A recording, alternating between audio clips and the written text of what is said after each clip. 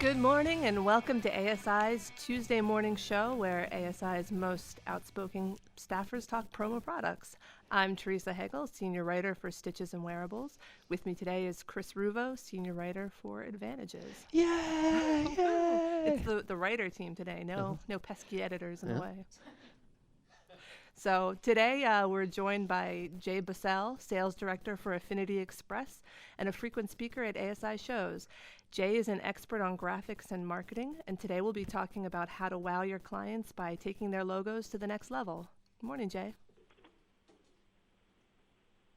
Jay, do we have you? Hey! Jay! Jay! Hello! Oh Are you there? This kind of fanfare. Wow, I feel so warm and welcome. You weren't expecting that, were you? I gotta tell you, that just made my morning. All right. All right, well, let's just jump right in. So, first question. So you often say that this industry needs to be more, to be about more than just logos on stuff. So what exactly do you mean by that, and how can distributors apply that in their own business model? I do often say that, Teresa. So what I'm talking about, it's kind of a broken record.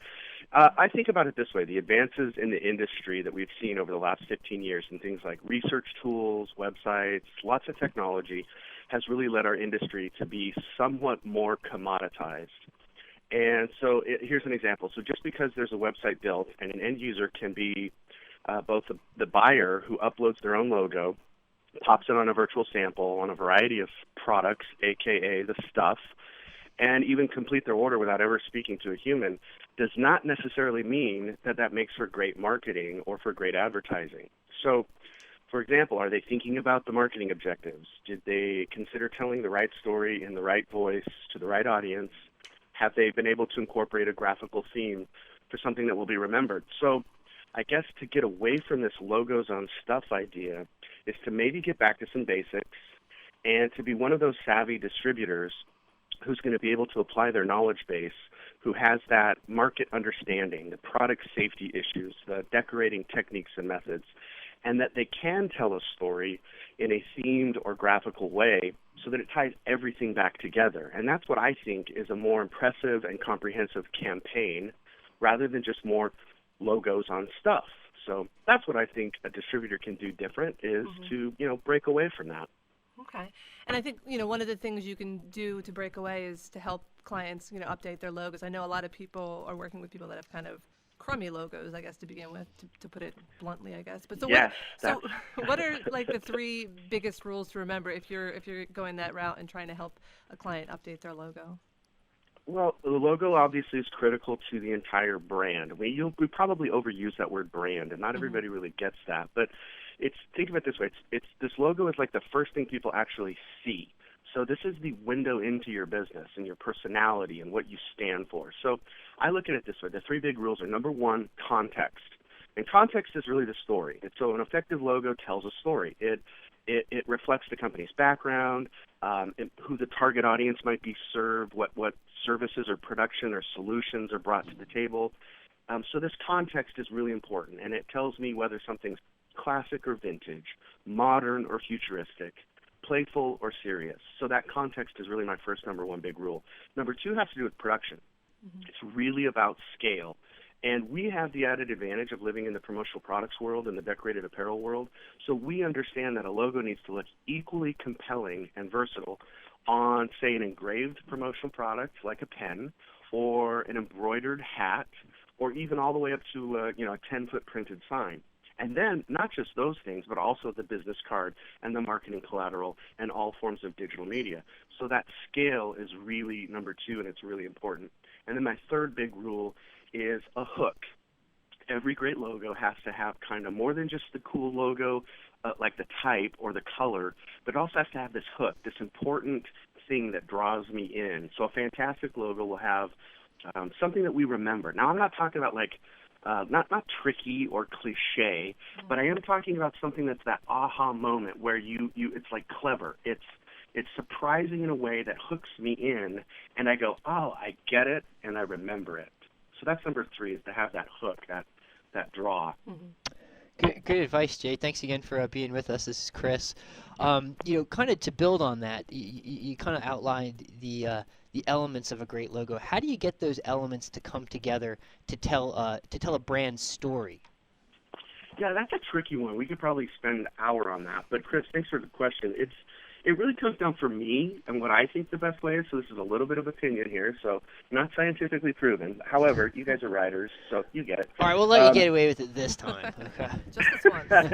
You'll give me a little wiggle room this time. But I think the best way to tell a brand story is to push past just the logo and then incorporate other graphics to really create a full theme.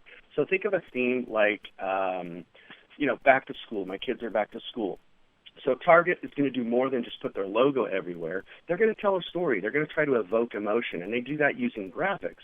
So incorporating the whole theme and then placing the logo in a meaningful way that complements that theme, that really helps to tell the brand's story.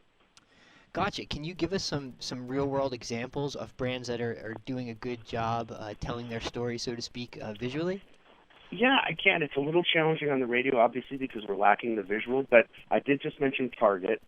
Two others that really stand out for me, and I guess the way to see this in your mind while you're listening is to envision a billboard. You're driving down your major freeway in your major city, and if you just saw a billboard with just a logo, there's probably only a few corporations in the world that could get away with that. And so even though somebody like maybe Harley-Davidson or the NFL or Home Depot could get away with that, they almost never do. So you would never just see that billboard with just their logo. There would always be some other element graphically to incorporate that. So if it were Home Depot, they might have 20 buckets of paint. And so you visually start to get it, what it represents. So Home Depot represents paint in this moment.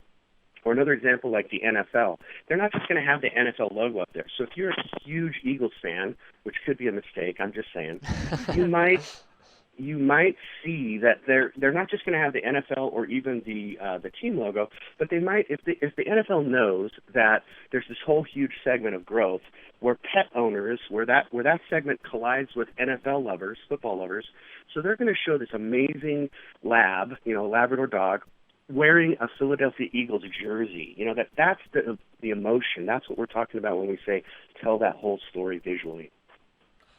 So now, taking all these things that you've been mentioning and using them to for distributors kind of positioning themselves as like a logo makeover business. That's something you talk about. Like how do you do that? Like how did they boost sales with that strategy? You asked my favorite question, Teresa.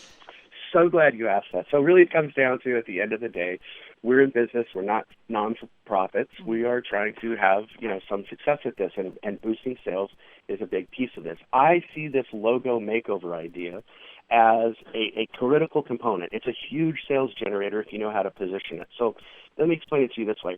I've asked hundreds and hundreds of small to medium-sized businesses, and I know that's not scientific, but literally over the past 5 years, I've been paying very close attention. And I asked these small businesses, when you got started, did you have a professional graphic designer create your first logo? And the overwhelming majority say no. So I saw that as a huge opportunity. So a professional designer can create a custom logo in such a way that, like we've already discussed, it tells the story, it highlights the focus of the brand, and all of those things. So being a savvy promotional product distributor or apparel decorator, you're in this really, really unique position to kind of recognize, as you said, Teresa, when something's maybe, we'll just say, we don't want to offend anybody, but let's just say it's a less than amazing logo. Okay, how's that for very spin? PC, very PC. Yes. So when we recognize that small and medium-sized business has less than an amazing logo, we need to step up and say to them, listen, in addition to promotional products, in addition to marketing decorated apparel and all the things you know me for, I'm also in the logo makeover business, and I want you to have the advantage of that professional look, that professional feel. Now, the reason that's a big deal for sales is that as soon as a small business or any business, medium business, as soon as they need that logo and get that logo, everything is new again. They need everything again. They need a new sign. They need new business cards, new promotional products, new apparel, new digital media. So helping them bridge that kind of that scary moment of, I don't know, I've had this amazing logo my brother-in-law made for me 3 years ago, in greeting card publisher 101, we need them to kind of move up and say, you probably discounted the fact that this was a key piece to starting your business. Maybe you didn't have the means. Maybe you couldn't afford it. Now's the right time.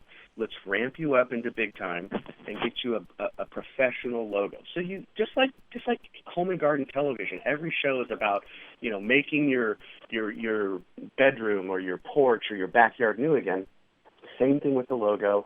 And for the salesperson that's doing it, it's the on-ramp to all those new sales, all those new promotional products, all those things that carries that new logo. So that's why it's a big deal. That's why the logo makeover business for me is just a huge positioning tool. Mm-hmm. And I encourage all of the decorators and all of the promotional products distributors to see that, to recognize it and look for it. Yeah, it's really good advice, Jay. Just here's a bit more of a nuts and bolts type question, though. Can you offer some tips on how we can, I guess, avoid some of the typical artwork obstacles that we see and get good production-ready artwork from clients? Or are there things we can do? Yeah, Chris, you're right. It is. That's just never going to go away. So I guess the way to deal with that is to be proactive. And so here's my suggestion. And I've been down this road. I've been on both sides of the fence. I've owned my own family business in the promotional products and decorated world. I've worked with suppliers. And so I see this as a pivot point for a savvy distributor or decorated apparel person. In their business, they need to have what I would call an EAG, an electronic artwork guide. This is like your corporation, your company, your business's official statement. It's a PDF document, and it explains what your company policy is regarding artwork and graphics. So it's bigger than just helping distributors help small businesses know what to send when. That's a component of it. But it's really this kind of all-encompassing document. So it's part show and part tell. I would actually have a PDF document that shows all of my potential, my prospects, if you will, what is and what isn't production-ready artwork. So the difference between a bitmap and a vector, as an example. But I would move past that and also explain what production-ready artwork is, why it's critical for my world, that there are many unique decorating techniques that I'll be using, and I should, as the professional in the business, I should explain up front how I charge for artwork, if I charge for artwork, how much I typically charge for artwork, who owns those assets, those graphics, where they're stored, how they're retrieved in the event that our business relationship should ever end. So all of that stuff that's kind of cumbersome and awkward, all of that production-ready nuts and bolts, how do I get my logo, that should be dealt with up front. So if you have a new client intake meeting or on-board meeting, you would have them review that with you and even possibly go so far as to sign it so that there's no questions. So that's how I would suggest you deal with it, is kind of take a little more proactive approach. EAG stands for Electronic Artwork Guide. I just made that up. You can take it and run with it. It sounds very professional. But yeah, such a positive professional spin on that. But it just really helps avoid that time wasting. It's just such a time waster. Okay. Well, that's all the questions we have for you, Jay. Thanks so much. I think you provided us with a lot of good information. So thanks so much. Well, great. Yeah, you're very welcome. Pleased to be here. Thanks, Chris. Thanks, Teresa. All right, thanks, Jay. Have a good one. Yep, have a good one. So, what did you get out of that, Chris? I was actually looking forward to this this discussion today because I've been into logos since I was a kid, and the reason why is because because I'm of the age where like teamwear really became like a fashion to wear, and like I remember getting really into just sports teams logos like on hats and everything.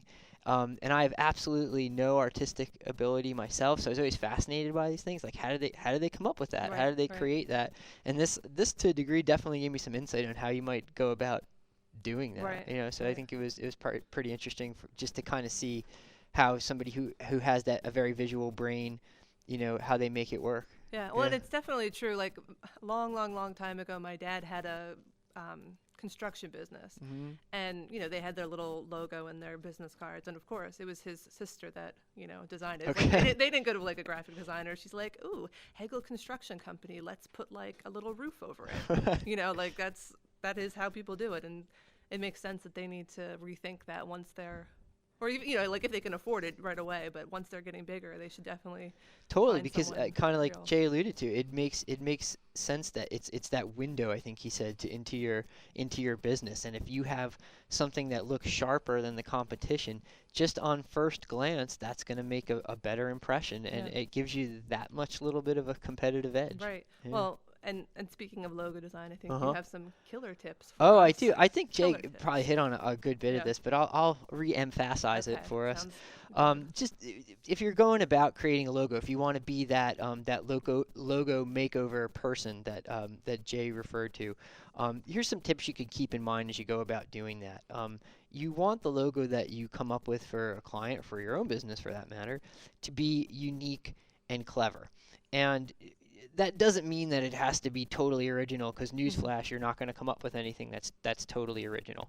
But what you can do is you can kind of draw inspiration from companies that might be similar to yours, or just companies that you kind of want to model yourself on. You could take a look at their logos, and then you could kind of run that through the sieve, if you will, of your own creativity, and kind of come up with something new that's built of some of those elements that represent something that's unique to you, or of course your client who you're designing this logo for. Kind of a critical, really critical component of logo design is you need to understand the brand that you're working with, or the company, if you prefer that terminology better than brand. It's you could have let's say a company is they're a what would be a good, for example, they're a vintage clothing store, okay, something like that. If you come up with this futuristic looking logo that's all kind of space age, it's completely out of sync with what they are as a brand. You want something that's going to kind of harken to a classic, more traditional, maybe a Victorian lettering of some kind. That's just an example of how you might go about thinking about understanding this brand, so then you could communicate that visually. It's essential to coming up with a good logo. Another thing is that you have to understand how colors convey different emotions or senses in people. And a lot of times colors have very specific associations. And you could probably guess a lot of these just because you're a human being who sees color. But, like say red, for example, that would convey like energy, boldness, sexuality even. Orange gives off a friendly, youthful, kind of creative vibe. White is simple, clean, pure, streamlined. Give you one more. This one, I mean, green, growth, organic. That's become a whole term. That color has become a term synonymous with, eco-friendly movement. That whole bit. And then, lastly, is just kind of a practical tip. There are so many online resources and tools that can help you, point you in the right direction when it comes to creating a logo. And one of them that you might want to check out is Logo Store. It's kind of, you'll get some off the shelf ideas there that you may be able to kind of nuts and bolts plug in, but which might seem contrary to what I told you before about being original. But you could use that to build something new. As a guide. Yeah, so that's it. Yeah, that sounds like some good extra tips. And I was just going to go over this article called 10 Loyalty Lessons from Brands with Superfans. I'm not going to go over all of them, but the idea is like, some of these companies like Apple and Starbucks, they have not just fans, they have super fans, people that kind of like live or die by these companies. So what is it that they're doing that is making these super fans that sort of do like the advertising work for them, because they'll talk about it all the time, or they'll wear the shirts or whatever. So just I guess with like Starbucks, their passion is innovation. So obviously it helps that it's coffee and everyone is addicted to it, but but they kind of embrace their super fans, asking them to help improve the business and products through this mystarbucksidea.com platform. I guess that's somewhere they can go and like say like, oh, I want this kind of coffee, or who knows? I've never actually been on it, but if you can offer your most loyal customers ways to engage, to discover new ideas that can help improve the business, then it makes them more passionate because they feel like they're a part of it. Another one that is for these super fans, let's see, like Apple, they're all about the product, thinking differently and coming up with new things like the iPod, the iPhone, things that no one else has really been able to make work or even thought of.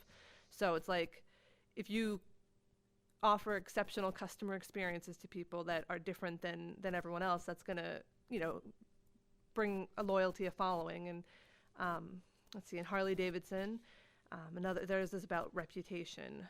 So, the real allure is that outlaw reputation. They really cultivate it. And so the takeaway with that is, if you nurture your relationship with your super fans by bringing them together in a setting that fits and supports the reputation of your brand, it's going to, help you. Mm-hmm.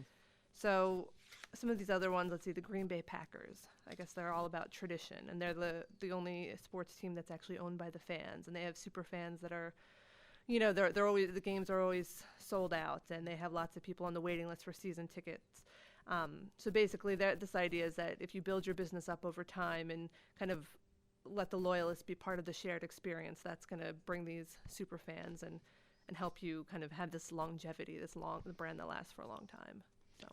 Yeah, the fundamental point, right, is that nowadays it's not not that old push marketing, right? Right. It's pull. So Right. how do you pull people in and incorporate them and make them Right, part of it? right. The more you do that, the more they're going to want to participate Yeah. with your brand. And I think, especially for millennials, they are all about defining themselves by the brands that they use. I mean, it's weird, it's just weird. People are I'm a Starbucks person, or I'm a Dunkin' Donuts person, and that it's supposed to mean something about who you are. I don't really know that that's true, but I feel like that's kind of how people are nowadays. Yeah. So let me ask you, do you have a favorite logo or of all time? A favorite logo? Anything stand out for you? No, but I've taken. Do you ever take quizzes online where it's just a part of the logo without the word? Yeah. Oh yeah. I like to see how many I can. You kind can of get. guess. Yeah. How do you usually do? Not too bad. Not too bad. There's always a couple that I'm oh, that's weird. That's for some kind of bank or something. but the major ones, I'm usually pretty good Right. at. Mine is I think the Yankees logo is the best of all Oh, time because it's simple and it's iconic. There's Mhm. people who couldn't tell you one thing about baseball living in countries all over the Mhm. world, but they rock that hat. Yeah. You know what I mean? So to me that's just for the reach that it has, that resonates with me. All right. Yeah. Well, the Yankees. Okay. Well, I guess that is all the time we have today. So I hope you guys enjoyed our talk and have a good day.